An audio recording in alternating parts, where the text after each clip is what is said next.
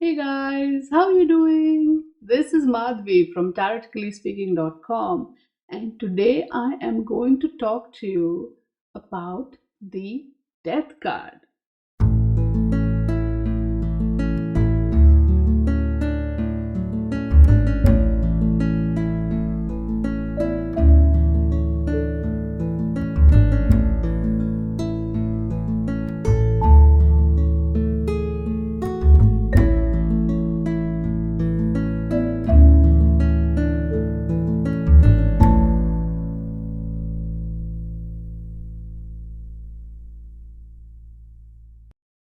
I remember back in the day when I picked up tarot for for the first time, and I was looking at the cards and I was learning the card meanings, and everyone, all the teachers, all the books, and especially all the readers that you read about or you saw on YouTube, or everybody, literally everybody who looks at the death card is like, oh wait, death is not about dying, right? I remember that when would even read for people and the death card fall out or it would come out in the reading, I'd be like, hey, don't worry, nobody's gonna die.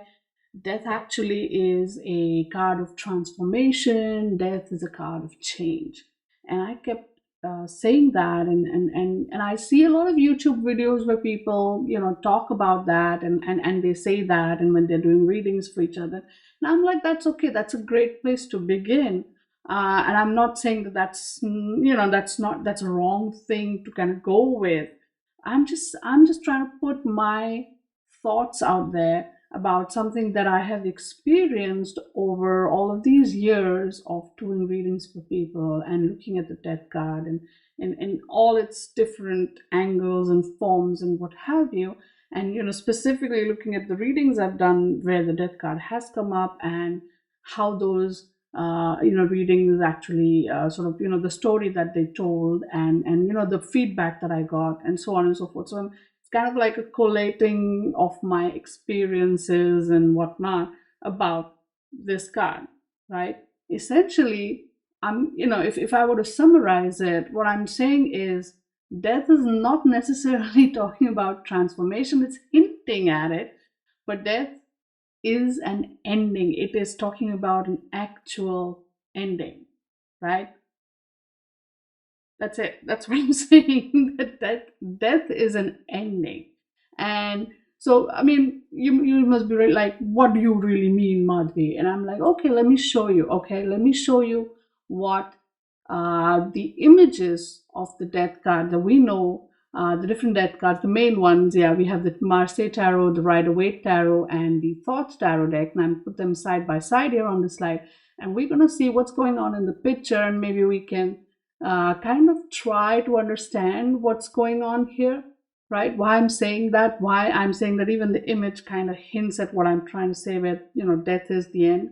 So let's look first at the Marseille Tarot image, right? You see, this is not a skeleton, right? We see a skeletal person. We see a person who is probably starved or something, who really, because you see his ribs, you can see his legs and hands and his face. It's like, if a person starves so much that all is left of them is there's no flesh on their body, really. There's just bones and their skin.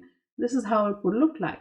And he looks like a farmer kind of person, and he's got this scythe because that's kind of the standard death thing there. And what is he doing? Right? We see below him the ground, we have leaves and such, like it could be his field where he was growing crops. But now he has got heads here, we've got hands here, we've got feet here, different body parts fallen off.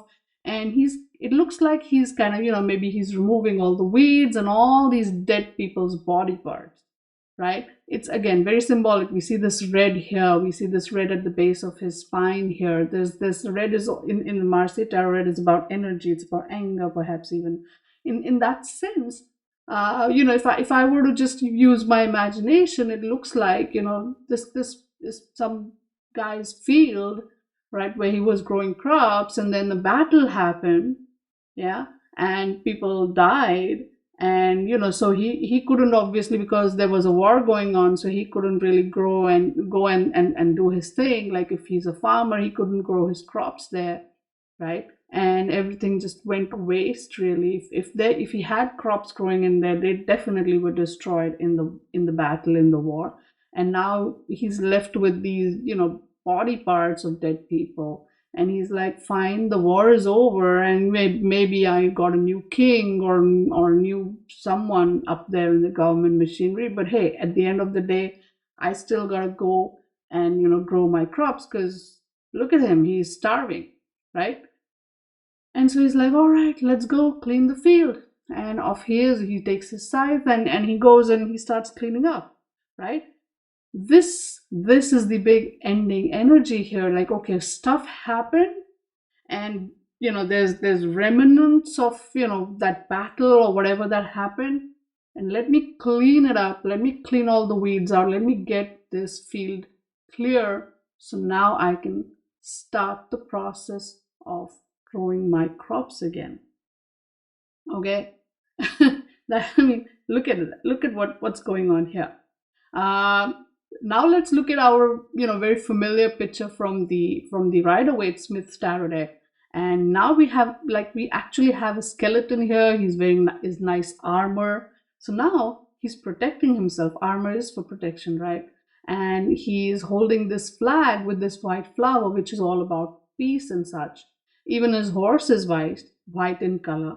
And white is the color of peace. Horse is all about movement. So this is peace on the move. And this skeleton has protected himself.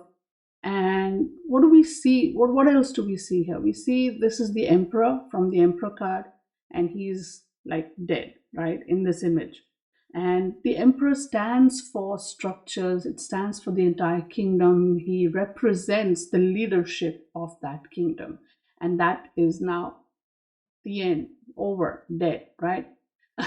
Then we have the Hierophant here. And Hierophant again, now while the king like the emperor represented the structure of the kingdom that he had built, the Hierophant is the bigger, broader structure. This is the structure of society. It's got shades of religion in it. It's got shades of maybe learning, teaching, the whole system, right? The system kind of becomes bigger than the kingdom here, right? Now he too it looks like he's praying before this horse rider, this skeleton's like, please don't kill me. But yeah, well, he's gonna go too, right? And that is an important lesson, because through this image we are being told that all of these will also undergo an ending.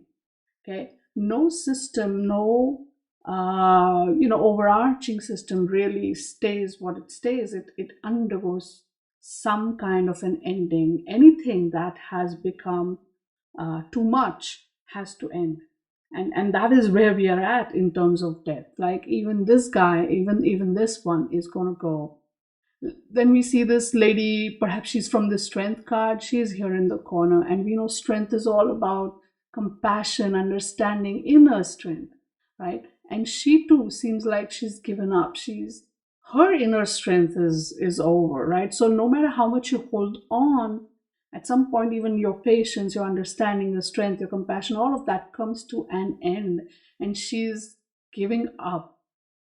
And we're often told, look at this little kid. He doesn't have any preconceived notions. He's greeting this, dead person, or, thing that's coming. And he's like, hey, here's some flowers for you.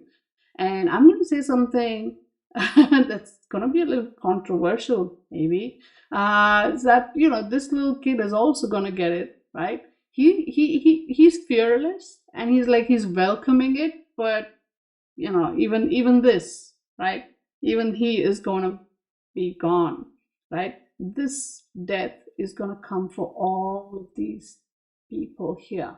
Everybody is going to go. And this death that they're showing here is very, very much symbolic, as is everything in the tarot cards, right? We even see a little homage, if you were, to all the different legends related to death, where across different mythologies we have sort of a similar narrative, where once you die, you get, your soul gets into some sort of a boat, and there's a river that will, the boatman will now ferry you to the underworld, where, your soul will be judged and so forth.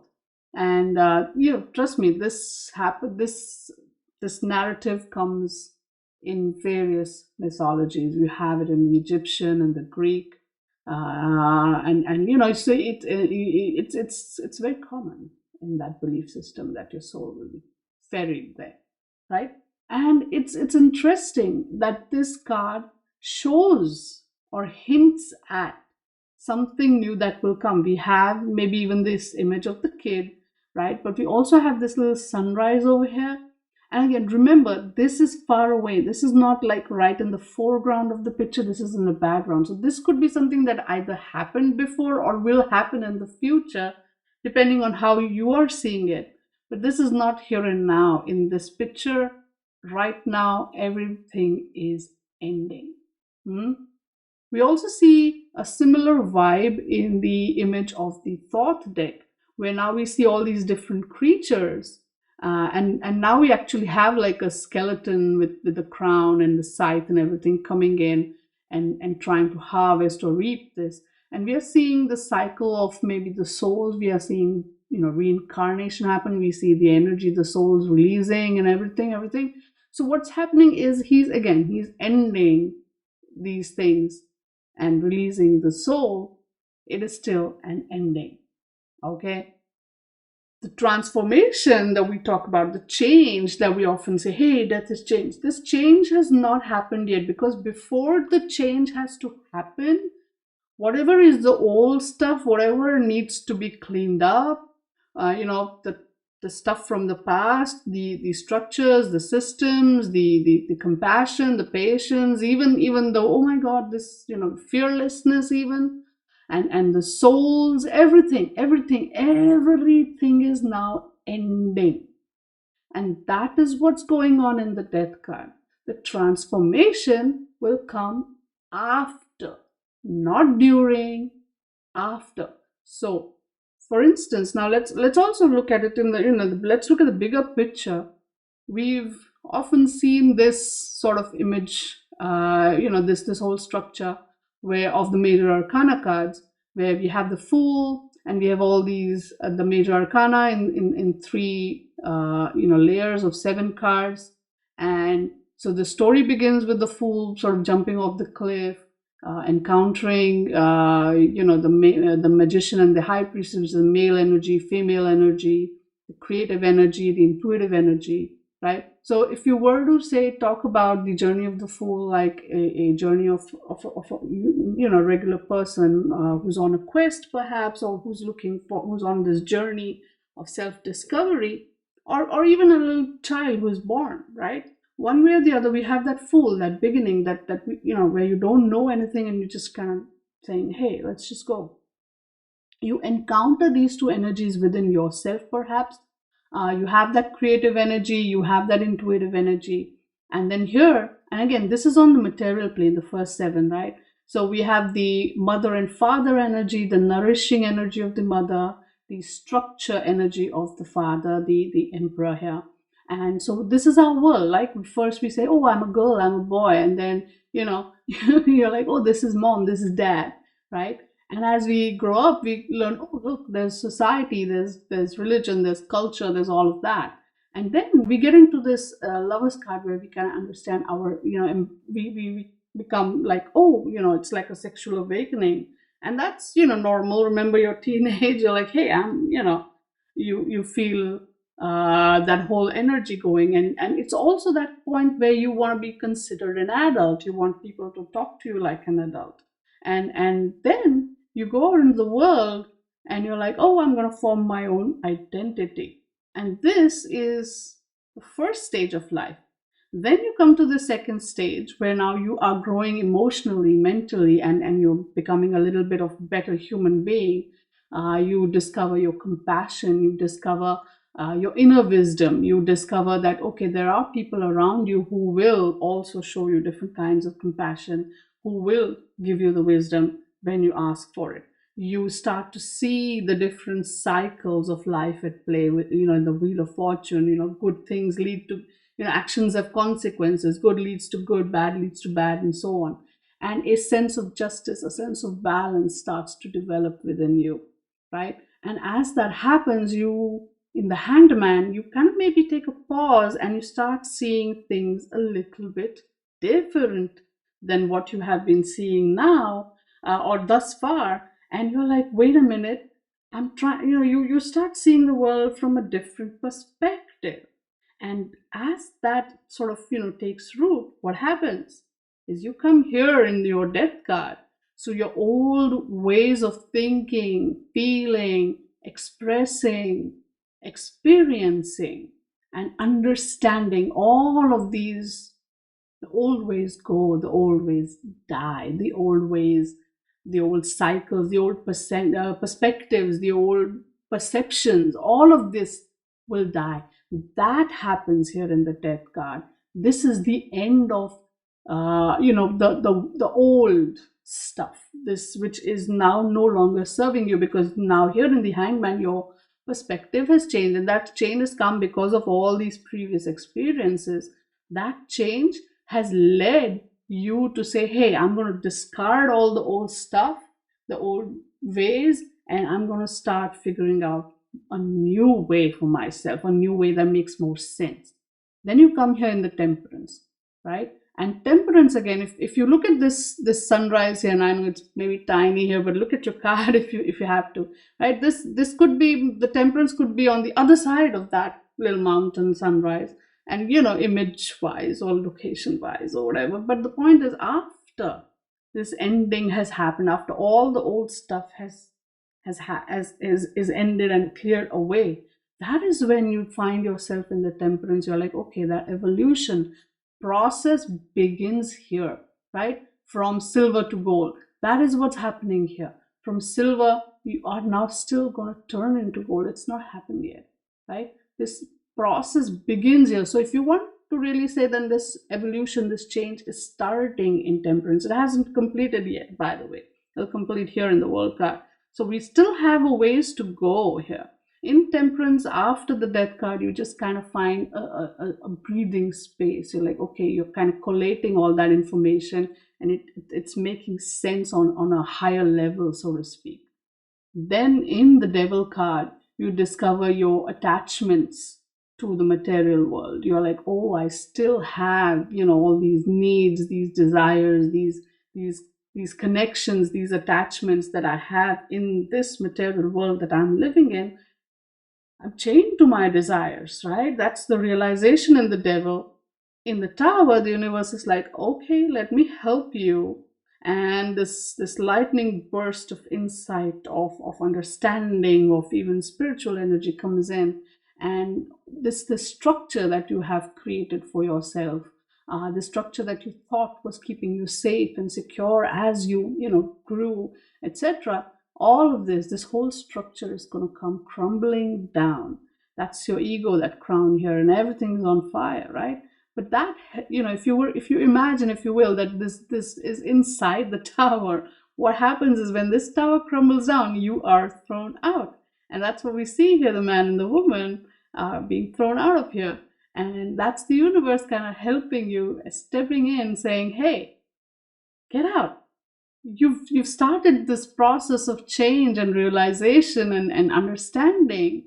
Now get out of these silly structures you made for yourself. They're not going to serve you anymore. So here's another ending. This one is slow and steady, but this is boom, right? This is like, okay, understanding, boom, out you go. You are, this is where you find yourself in the darkness. This is the Tower, which is basically saying, out you go from this darkness. And again, just like any such thing, jarring events or what have you, you have like a moment here. Like you had Temperance, now you have Star, where you kind of get a break. You're like, okay, take a moment, take a deep breath, let go, let go, let go. So she, here in the Star, you see her letting go of her, all of her experiences back into the subconscious, and her attachment to various desires. And there's this hope here.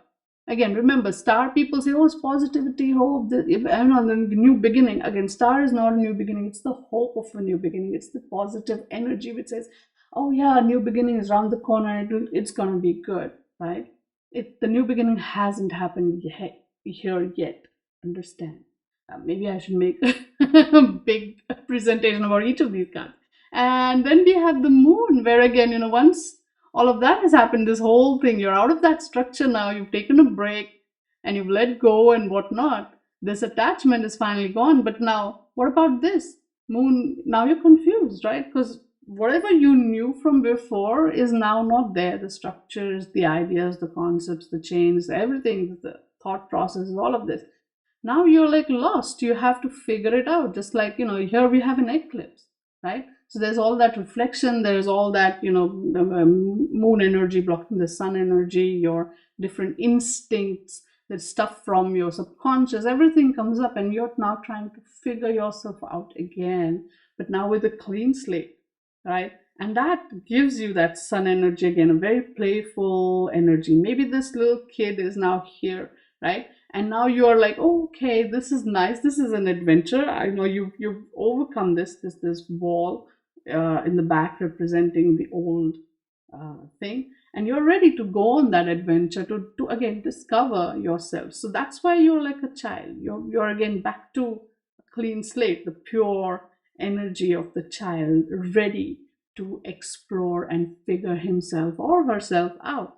And then in the judgment, right? In the judgment card, as this horn blows, right? This symbolism that you some understanding comes to you, or something, if something falls into your ears, in that sense, it's information, it's knowledge, it's whatever. It's like a signal. It's like boom, the trumpet blows, and it's like saying, hey, you're free now. You're free from all these old cycles. See how it also sits right below the death card here, right? The old cycles are finally over. This adventure, as it has begun, has also started to kind of free you even from your karmic cycles, if you will, right?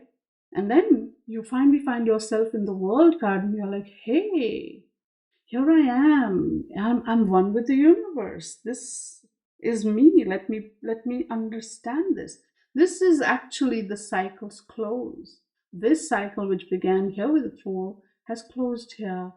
And so the change that was being hinted at, it's slowly, you can see 1, 2, 3, 4, 5, 6, 7, 8 steps have gone, and now you see that whole cycle of change unfolding and wrapping up. And it's like, okay, now I made, you feel like, okay, this is where I made it. This is me. This is my whole thing, right? You are in that space of the world garden, which is why this is all about cycles ending. This is all about success and accomplishment, and this is where everything is now done and accomplished. The goal has been reached, and this is where the change has finally, you are now clear what this change is. Slowly this change has happened over a period of time, and here you are embracing that change.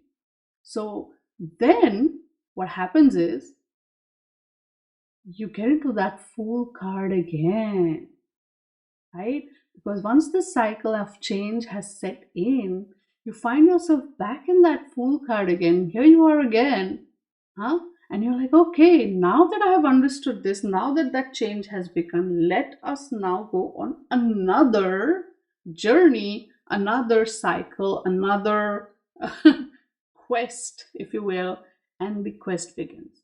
Now, this can be symbolic of the different quests and the different projects, or the different little journeys that you kind of, inner journeys that you have in your life. This could be, one whole lifetime, and here you have a new one beginning, life, if you believe in reincarnation, one life, next life, and so on.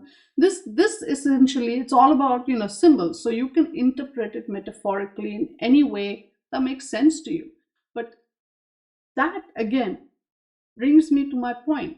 Death over here as a card, it's all about endings. It's not about, I mean, it hints at the change, it hints at the transformation, but by itself, that card is all about endings. It's like this is the end.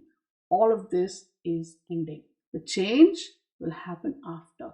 It will set in and will start a new cycle as it sets in. Okay, so this is my little thought process about death and the role it has to play. It's a very important role. It is, I would say, it's a core thing, because one, unless that old stuff goes away, the new will not come. And that is why so many times you see this card show up in different readings, and you see people saying, hey, it's transformation. It's not. It's an ending. What it is telling you in a reading is, hey, whatever this is, maybe it's a job, maybe it's a relationship, maybe it's a thought process, maybe it's a concept, an idea, whatever it is that you have been going through prior to this card showing up, and in that reading spread layout, whatever that is now ending. Something new, because that ending has happened, maybe something here in the card prior has sparked it. Something is saying, hey, wait a minute, perspective shift, and this ending will then start this process of change. Okay, so this is what I think about it. And we see similar energies in the Lenormand and the Kipper, right? We have the coffin card here, right? You have because Lenormand and Kipper, the language they have, compared to the tarot is all very descriptive, metaphorical, this and that, and this is a whole story there. Lenormand and Kipper is like straight to the point. And we see these cards, the coffin cards, or the fatality card as they call it. It's essentially saying, hey, it's the end. And you cannot find a much better symbol in terms of the coffin, because again, this is all from the Western world, so which is primarily very Christian or Judeo-Christian, if you will. And so naturally the coffin as a symbol translates really well and says, hey, the end, that's it, it's over, this is the ending. And they get straight to the point, don't they? So remember, death is an ending. It is after death that the transformation process begins. Okay. And as I used to say, I actually said this when I was a kid, and my mom, she keeps reminding me, you always said that at the end of a movie, at the end of anything, you had this big the end coming in. I used to be like, okay, the end, be happy. And it's interesting how, 40 something years, 47 years later, okay, I didn't say that when I was born. So yeah, 40 something years later, here I am. I finally understand the words that popped out of my mouth so spontaneously when I was a kid, and the weight and the worth and the value of it in terms of tarot as well, and how that card has changed and become more meaningful for me. That an ending is not necessarily a bad thing, it's actually a good thing. Be happy, because it is only after the old stuff is gone that you can bring about the transformation that you want, that the ending will then eventually lead to that new beginning, or the transformation, and everything else after it. Okay, so I'm going to leave you with this thought, and I want you to think about all those different endings that have come in your life, which, whether you accepted them happily or unhappily, those endings and the subsequent transformations and changes. I also want you to think about how, if you at all, because again, we are human, and I'm like that too. I'm not saying I'm better than you, far from it. We often resist these endings, right? We always do that. Nobody's happy with change. Nobody's happy with endings. No matter how toxic the relationship is, we don't want to give it up, right? We do that. We do that for a bit. So go back and look at those aspects in your life, and try and see if you would have accepted that ending happily, would things would have gone differently. Hmm? and then try and see how you can apply that wisdom to the next cycle of your life. All right. So these was the the thoughts that I wanted to share about the death card and so on. And basically, yeah, endings are not necessarily bad things. The ending is happy. The end, be happy. Now be happy. Be happy. Okay. So I guess I will see you soon in another video. Until then, stay good, be good, and play with your cards. Bye now.